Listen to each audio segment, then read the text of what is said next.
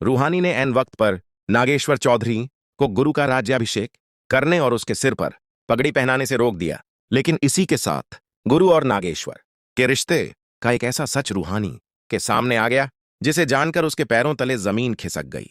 कहानी उस वक्त बेहद नाजुक मोड़ पर पहुंच जाती है जब नागेश्वर चौधरी अपने बेटे गुरु को परिवार की विरासत सौंपने की पूरी तैयारी कर लेते हैं। घर का माहौल पूरी तरह बदल चुका होता है। नागेश्वर के चेहरे पर खुशी होती है क्योंकि उन्हें लगता है कि आखिरकार उनका बेटा उनकी राह पर लौट आया है। वहीं गुरु के चेहरे पर मजबूरी और बेचैनी साफ दिखाई देती है। नागेश्वर जैसे ही पगड़ी उठाकर गुरु के सिर पर रखने वाले होते हैं, तभी अचानक रूहानी वहां पहुंच जाती है। रूहानी की नजर जैसे ही गुरु और उसके सामने रखी पगड़ी पर पड़ती है, वह कुछ पल के लिए स्तब्ध रह जाती है। उसे यकीन ही नहीं होता कि गुरु ने उससे किया हुआ अपना वादा कैसे तोड़ दिया। रूहानी तुरंत आगे बढ़ती है और नागेश्वर चौधरी का हाथ रोक देती है। वह गुस्से और दर्द से कहती है, रुक जाइए, आप गुरु को यह पगड़ी नहीं पहना सकते। रूहानी की आवाज सुनते ही वहां मौजूद हर व्यक्ति की नजर उसकी तरफ हो जाती है। इसके बाद रूहानी सीधे गुरु की आंखों में देखती है। उसकी आंखों में नाराजगी से ज्यादा एक सवाल होता है, आखिर गुरु ने उसके भरोसे के साथ ऐसा क्यों किया? रूहानी कहती है, गुरु, तुमने मुझसे वादा किया था। तुमने कहा था कि तुम अपने पिता की उस विरासत को स्वीकार नहीं करोगे जिसमें बंदूक, डर और बाहुबली बनने की जिंदगी शामिल है। फिर आज यह सब क्यों हो रहा है? रूहानी की बात सुनकर गुरु की नजरें झुक जाती हैं। वह कुछ पल तक खामोश रहता है। उसके पास रूहानी के सवाल का कोई सीधा जवाब नहीं होता। आखिरकार गुरु कहता है कि उसने रूहानी को धोखा देने के लिए यह फैसला नहीं लिया।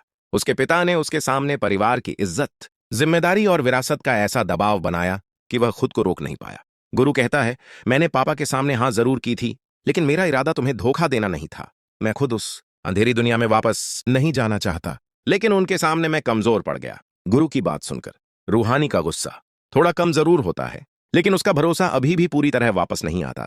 वह गुरु से कहती है कि अगर उसका प्यार और उसके वादे सच्चे हैं तो उसे आज सबके सामने फैसला करना होगा कि वह किस रास्ते पर चलना चाहता है। दूसरी तरफ नागेश्वर चौधरी को समझ आ जाता है कि मामला उनके हाथ से निकल रहा है। उन्हें सबसे बड़ा डर यही था कि रूहानी अपने प्यार के दम पर गुरु को उनकी दुनिया से दूर कर देगी।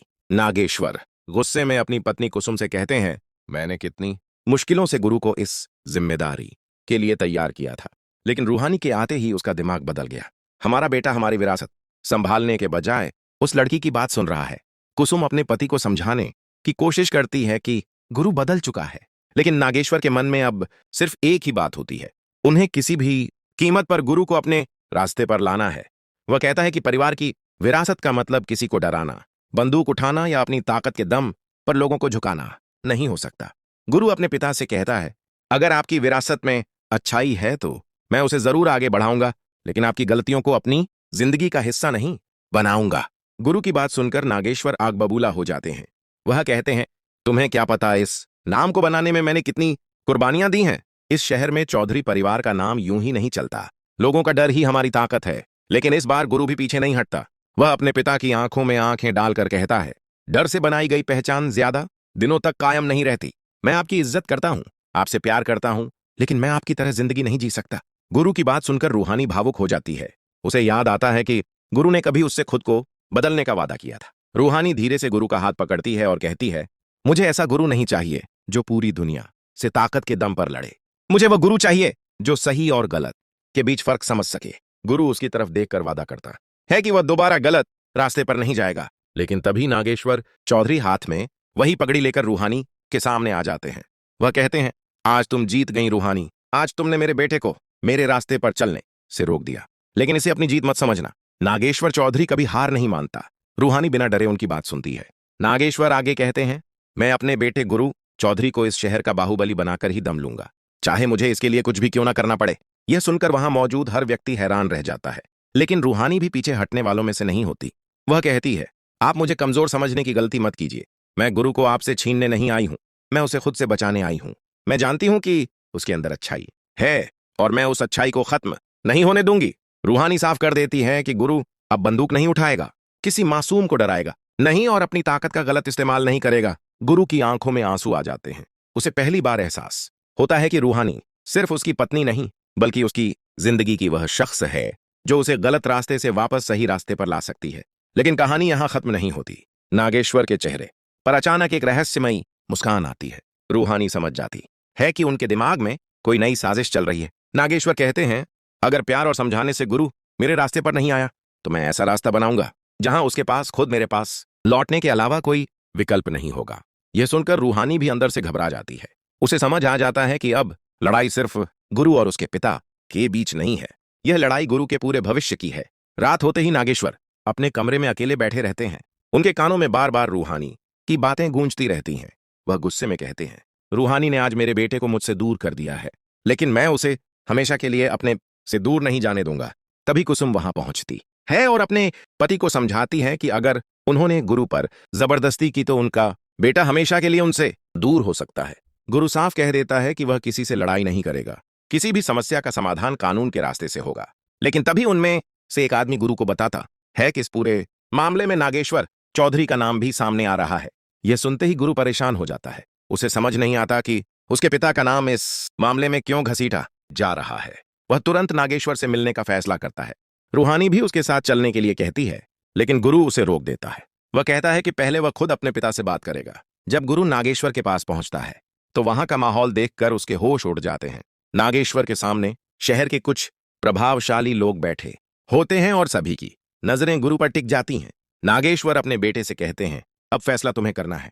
अगर तुम चौधरी परिवार के बेटे हो तो तुम्हें अपने परिवार की इज्जत बचानी होगी, और अगर तुम रूहानी के कहने पर अपनी जिम्मेदारी से भागना चाहते हो तो आज से मैं खुद तुमसे अपना रिश्ता खत्म कर दूंगा। गुरु भावुक हो जाता है।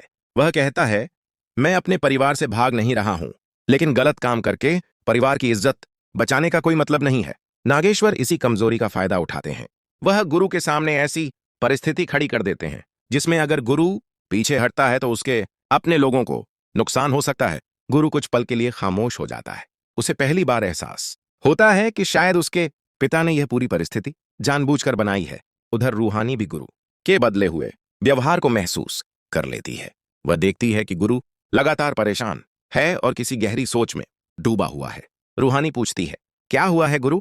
पहले तो गुरु कुछ नहीं बताता, लेकिन आखिरकार वह रूहानी को पूरी बात बता देता है। रूहानी तुरंत समझ जाती है कि नागेश्वर ने सीधे गुरु को आदेश देने के बजाय ऐसी परिस्थिति तैयार की है जिसमें गुरु मजबूरी में फिर उसी दुनिया की तरफ कदम बढ़ाए।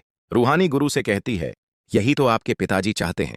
वह चाहते हैं कि तुम भावनाओं में आकर फिर वही गलती करो। अगर तुमने आज गुस्से में कोई गलत कदम उठा लिया तो कल वह यही कहेंगे कि देखो, मेरा बेटा खुद वापस उसी रास्ते पर लौट आया। अब गुरु के सामने सबसे बड़ा इम्तिहान है। एक तरफ उसके पिता हैं, उनका परिवार और उनकी विरासत है। दूसरी तरफ रूहानी है, उसका प्यार और वह वादा है जो उसने खुद से किया है। क्या गुरु नागेश्वर की चाल में फंस जाएगा? क्या रूहानी गुरु को दोबारा बंदूक उठाने से रोक पाएगी, या फिर नागेश्वर चौधरी ऐसी चाल चलेंगे जिससे गुरु के पास बाहुबली बनने के अलावा कोई रास्ता नहीं बचेगा? और सबसे बड़ा सवाल, क्या रूहानी और गुरु का प्यार इस खतरनाक साजिश के सामने टिक पाएगा? आने वाला वक्त तय करेगा कि गुरु अपने पिता की विरासत चुनेगा या रूहानी के साथ सही रास्ते पर अपनी नई जिंदगी शुरू करेगा। आपको क्या लगता है, क्या गुरु नागेश्वर की चाल को समझ पाएगा? अपनी राय कमेंट में जरूर बताइए। अगर आप भी गुरु और रूहानी की जोड़ी को पसंद करते हैं तो वीडियो को लाइक करें और चैनल को सब्सक्राइब जरूर करें।